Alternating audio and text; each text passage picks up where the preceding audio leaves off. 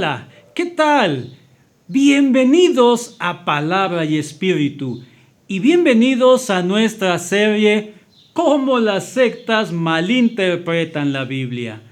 Hemos estado estudiando errores de interpretación de cómo las sectas tergiversan la palabra de Dios para hacernos tropezar. Y en este programa continuamos estudiando 2 errores más de malinterpretación bíblica. Entonces, ¿qué te parece? Toma lápiz, toma papel, toma tu Biblia y prepárate, acompáñanos porque vamos a comenzar. El error que en esta ocasión vamos a estudiar le hemos llamado textos compactados. Y tal vez te preguntes, ¿qué queremos decir con textos compactados? Pues bien, cuando 2 o más versículos que no están relacionados entre sí se juntan y se tratan como si el uno para el otro hubieran sido escritos, y con esto se pretende probar alguna enseñanza bíblica. Claro, desde luego, esto implica forzar a que unos textos den como resultado algo que la Biblia claramente no enseña. Y es que, ¿qué pasa? Muchas ocasiones, como personas, adoptamos ideas que no son bíblicas, ideas que el cristianismo tradicional no acepta, pero queremos darles un baño bíblico, un fundamento bíblico. ¿Y qué hacemos? Pues las sectas, para construir una doctrina, toman un versículo de aquí, un versículo de allá, un versículo de acullá y los compactan para crear una unidad de pensamiento que aparentemente sea bíblica. Por cierto, esto me recuerda un caso muy divertido, cuando un joven de nuestra iglesia le enviaba versículos a una señorita para probarle con la Biblia que era la voluntad de Dios que fuera su novia.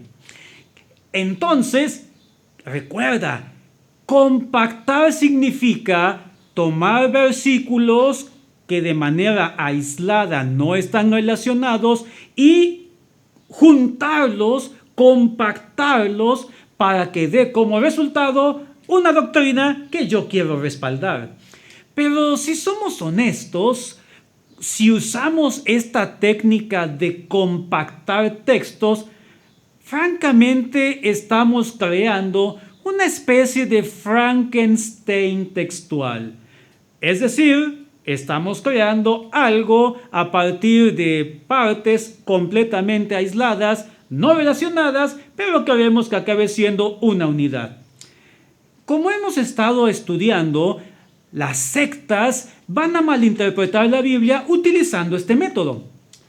Permíteme ponerte un ejemplo. La Iglesia de Jesucristo de los Santos de los Últimos Días, a quienes también conocemos como los mormones. Por ejemplo, ¿sabías que los mormones enseñan que todos nosotros existimos como espíritus antes de tomar un cuerpo físico?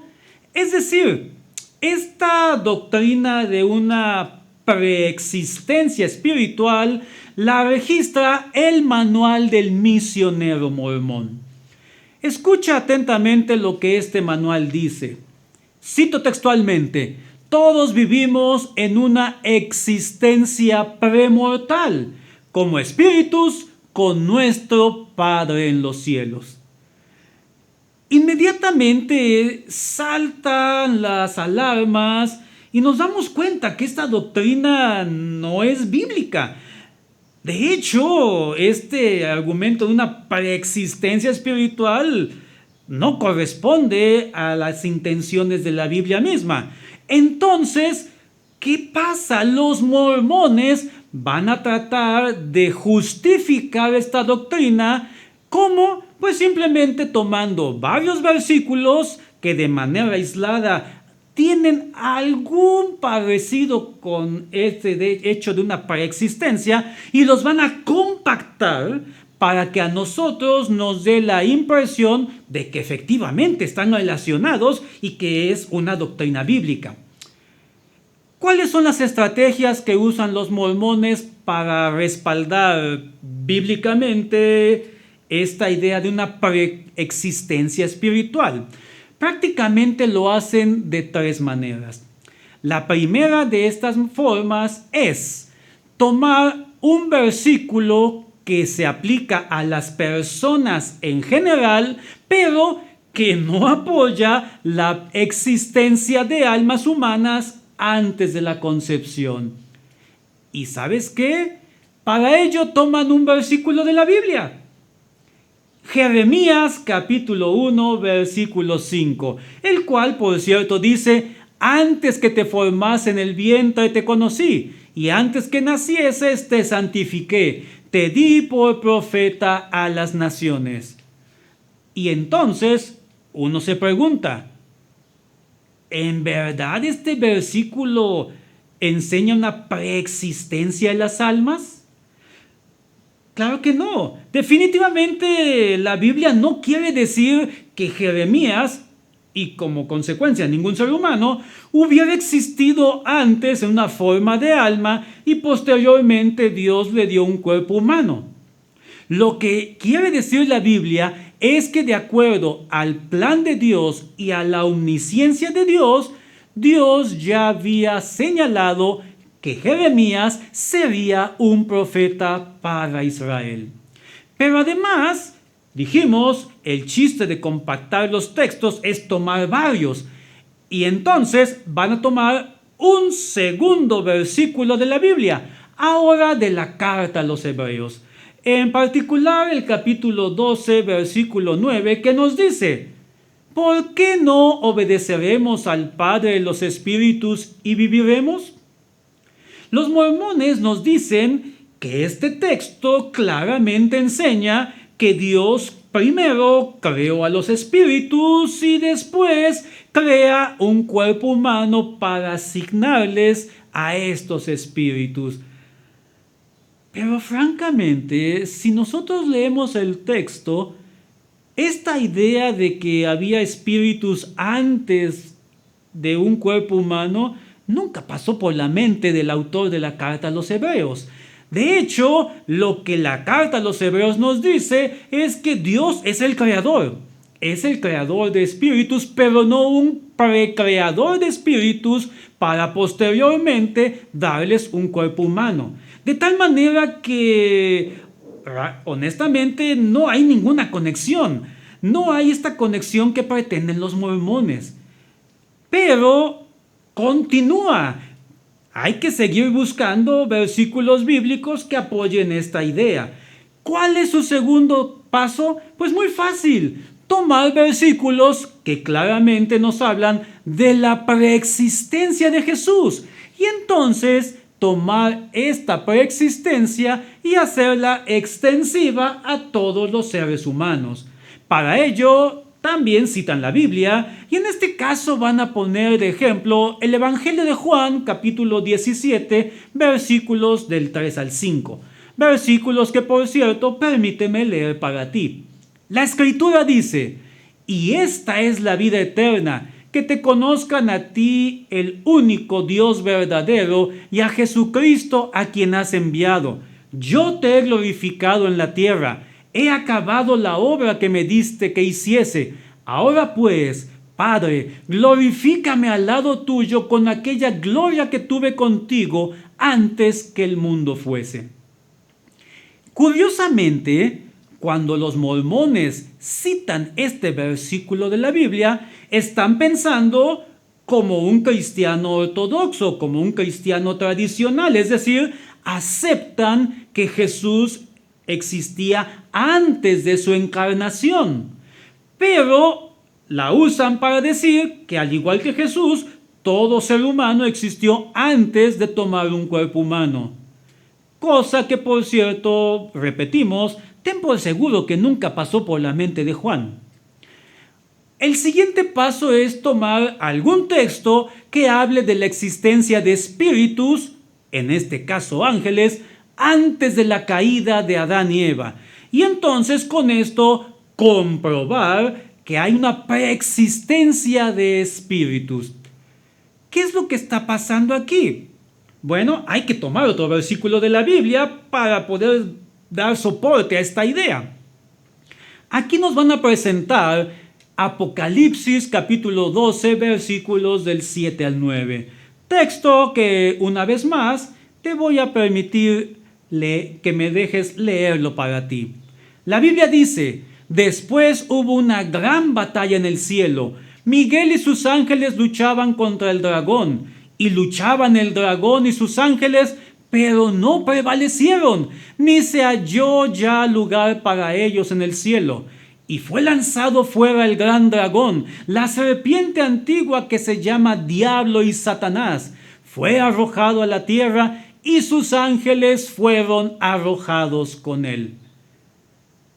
Una vez más nos preguntamos, ¿realmente Juan, autor de Apocalipsis, tenía la idea de demostrar que había unos espíritus y que estos espíritus posteriormente se unirían a cuerpos humanos? Definitivamente que no. Pero al tomar estos textos que de manera aislada no tienen nada que ver con la enseñanza de una preexistencia espiritual, los mormones están haciendo esta técnica de compactar textos. Toman varios versículos, los unen y fuerzan una enseñanza. ¿Qué hacen? Bueno, tomaron versículos de la preexistencia de Jesús, cosa que el cristianismo ortodoxo acepta, pero tomaron otros versículos que nos hablan de ángeles antes de la caída, y nos tomaron otros versículos que dicen que Jeremías había sido escogido, señalado desde antes de nacer. Y de esta manera, al juntarlos, nos quieren decir, ya ven, hay una preexistencia espiritual y después estos reciben un cuerpo humano y tenemos personas como tú y como yo. Un ejemplo muy claro de cómo unir textos para obtener la idea que yo quiero respaldar. Pero hemos dicho en varias ocasiones, lo importante también es preguntarnos, ¿qué podemos hacer para no caer en este error? Y aquí tenemos que señalar que para que tú y yo no caigamos en el error de compactar textos, tenemos que reconocer que esta tarea puede ser un poco complicada, porque de hecho el trabajo teológico consiste en una comprensión global de los textos de la Escritura que tratan el mismo tema. Por ejemplo, si tú lees un capítulo de una teología y en este capítulo se trata la doctrina del pecado, el autor va a escoger textos que tratan el pecado a lo largo de la Escritura y con esto va a formar una estructura teológica congruente con todo el pensamiento bíblico. Entonces, ya que dijimos que parte del trabajo teológico es este estudio de varios textos que están relacionados, ¿cómo podemos evitar este error? El principio es muy fácil y es: estudia cada texto dentro de su propio contexto. Después, toma el siguiente versículo y estúdialo también dentro de su respectivo contexto. En un programa anterior ya mencionamos qué tipos de contextos tenemos que respetar.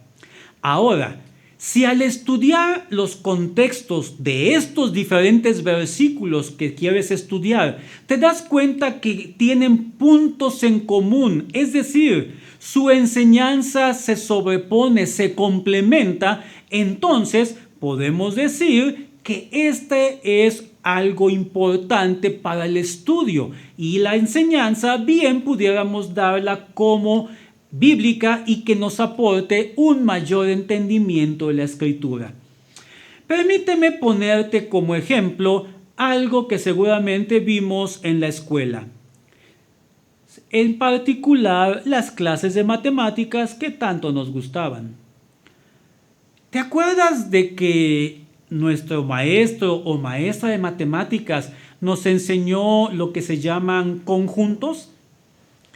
Y que había la ocasión en que podíamos hacer un diagrama de estos conjuntos.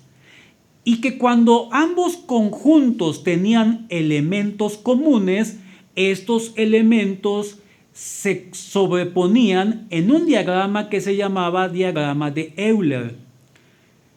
Y así podíamos decir que estos elementos eran comunes a un par de conjuntos.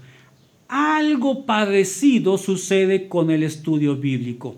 Tenemos versículos bíblicos estudiados en sus respectivos contextos y podemos ver si una correcta interpretación se sobrepone, hay elementos comunes entre los diversos versículos y entonces podemos entender que sí puede ser un estudio bíblico o una interpretación bíblica aceptable. Así pues, tenemos que estudiar nuestros versículos a la luz de sus diferentes contextos, pero también tenemos que estudiarlos recordando sus contextos para no caer en el error de forzar una interpretación bíblica que satisfaga a nuestras ideas o a nuestras preconcepciones. Recuerda, estudia la Biblia a la luz de sus contextos. Si estos se sobreponen a otros versículos, estúdialos, pero también respetando los diferentes contextos y a la luz del pensamiento global de la Biblia. Con esto podemos pasar ahora al siguiente error que cometen las sectas.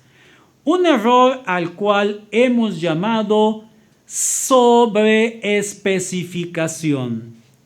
Sobreespecificación. No es ningún trabalenguas, pero seguramente te va a sorprender lo que queremos decir con ello. La sobreespecificación es simplemente obtener una conclusión mucho más allá de lo que el mismo texto nos permite. Es decir, leemos un texto y empezamos a decir y a divagar cosas que el texto no dice. Y aquí cabe recordar que ciertamente como seres humanos somos curiosos. A veces más curiosos de lo que en realidad quisiéramos. Los seres humanos desean saber más, desean estar incluso por delante de las personas que le rodean y demostrar que yo sé más, tengo más conocimiento, más mundo. Y esta curiosidad, honestamente, puede ser muy buena, aunque también nos puede llevar a algunos problemas. Por ejemplo, en la ciencia. En la ciencia, esta curiosidad natural del ser humano va a llevarnos a nuevas hipótesis, va a llevarnos a plantearnos hacer más experimentos y tal vez de esta manera descubramos algo que a la larga pueda ser útil para el ser humano, un descubrimiento científico. En el campo de la economía, también el ser humano es curioso. Empieza a investigar acerca de la economía, le gusta invertir su dinero en muchas cosas, pero ¿qué puede pasar? La curiosidad puede hacernos que llevemos una vida de especulación económica, manejar, ocultar productos, oferta, demanda, para especular con el dinero y pensar que así ganamos un poco más. También la curiosidad en el campo financiero puede llevarnos a lo que en Occidente llamaríamos el éxito, obtener ganancias, hacernos personas ricas, tener bienes en abundancia. Pero también la curiosidad en el campo financiero te puede llevar a la bancarrota. Cuando esta curiosidad se aplica a la Biblia, podemos caer en el error de la especulación teológica. Querer ver cosas que no están en la Biblia. Querer hacer que la Biblia diga lo que no dice. también nos puede llevar a sobreespiritualizar algunas partes de la Escritura y pensar que la interpretación tradicional cristiana no es la verdadera, sino que hay que verlo de una manera más espiritual. Si me permites la expresión, incluso un poco medio gnóstica. O también podemos caer en el error de querer encontrar respuestas a preguntas que francamente la Biblia no se plantea. ¿Qué te parece si ponemos un ejemplo? Y este tiene que ver con la fundadora de la ciencia cristiana, Mary Baker Eddy. Ella hace una lectura de Génesis capítulo 1, versículo 1. Versículo que todos conocemos y que dice: en el principio creó Dios los cielos y la tierra. Escucha atentamente qué fue lo que Mary Baker Eddy leyó o interpretó de este solo versículo de Génesis 1. Voy a leer textualmente las palabras de ella. El infinito no tiene principio. La palabra principio se emplea para significar el único, es decir, la verdad eterna y la unidad de Dios y el hombre, incluyendo el universo. El principio creativo, vida, verdad y amor es Dios. El universo refleja a Dios. No hay sino un creador y una creación. La creación consiste en el despliegue de ideas espirituales y sus identidades, que son abarcadas en la mente infinita y reflejadas por siempre. Estas ideas varían desde lo infinitesimal hasta lo infinito, y las ideas más altas son los hijos e hijas de Dios. ¿En serio esto dice Génesis 1:1? ¿Realmente? ¿O Mary Baker Eddy vio más allá? Si nosotros leemos cuidadosamente las palabras de esta autora, como cristianos, tal vez podamos estar de acuerdo con algunas de sus declaraciones.